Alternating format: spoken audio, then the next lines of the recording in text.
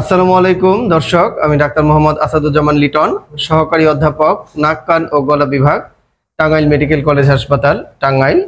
এখন যে অপারেশনটি করব সেটি হচ্ছে ব্রাঙ্কিয়াল সাইনাস। ব্রাঙ্কিয়াল সাইনাস এক পাশেও হতে পারে, দুই পাশেও হতে পারে।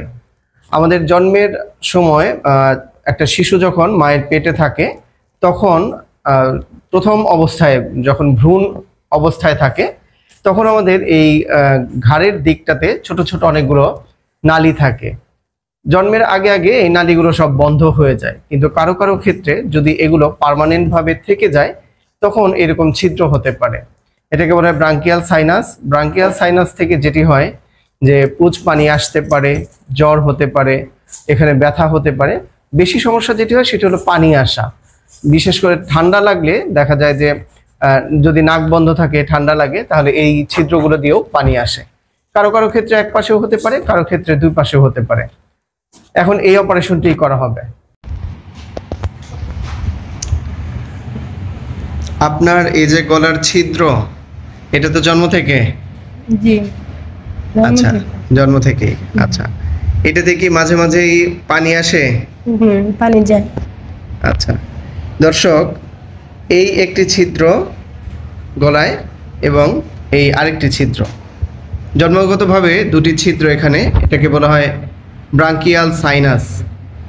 এই জন্মগতভাবে যে দুটি ছিদ্র, এই ছিদ্র দুটি অপারেশন করা হবে। কি কি সমস্যা হয় এটার জন্য? আপনার ব্যথা করে? ব্যথা করে আর পানি যায়।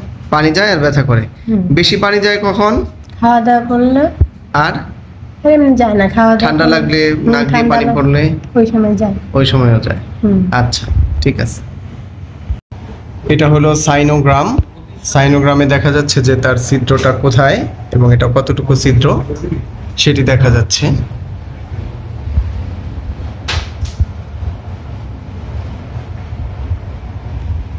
ব্রাঙ্কিয়াল সাইনাস অপারেশন করা হবে। রোগীর ঘাড়ের দুই পাশে দুটি ব্রাঙ্কিয়াল সাইনাস আছে, এটা এখন অপারেশন করা হবে। ব্লেড দাও, 15 মিনিট। এই নালী দুটি অপারেশন করে বের করা হয়েছে। এই দুটি ব্রাঙ্কিয়াল সাইনাস, এটি দিয়ে পানি আসতো।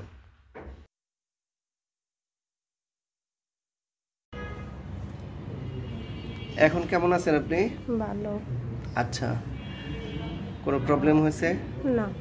আচ্ছা, অপারেশন হয়েছে গতকাল রাতে, আজকে পর্যন্ত কোনো সমস্যা হয়েছে আপনার? না। আচ্ছা, ঠিক আছে।